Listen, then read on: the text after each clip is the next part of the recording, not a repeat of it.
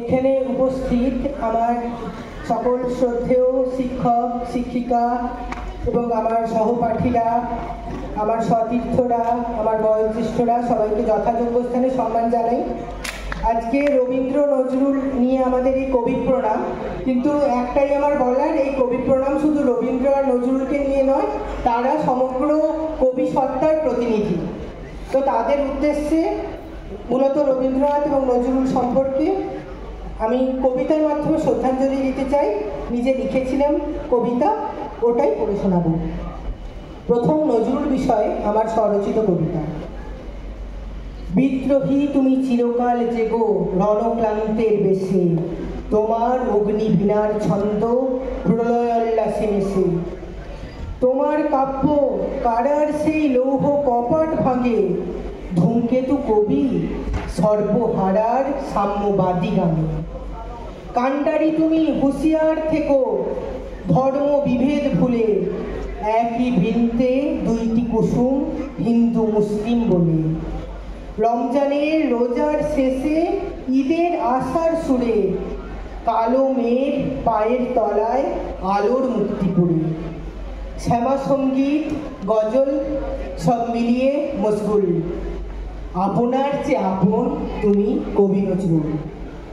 এবারে বলবো রবীন্দ্রনাথ সম্পর্কে আমার নিজের লেখা কাব্য।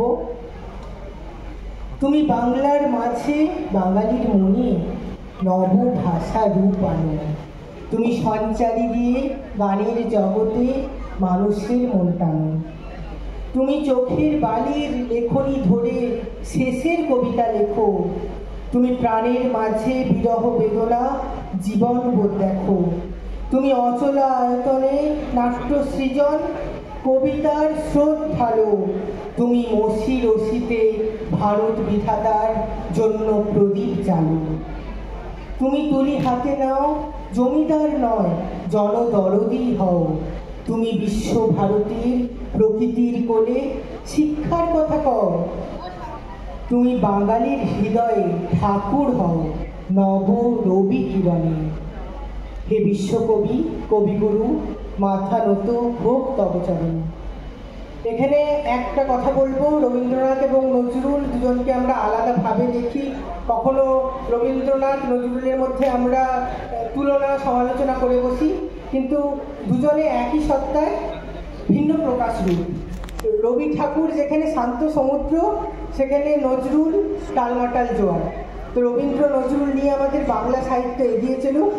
শেষ কথা তাদের জন্য, বাংলা আমার নজরুলি গানে রবি ঠাকুরের সুর।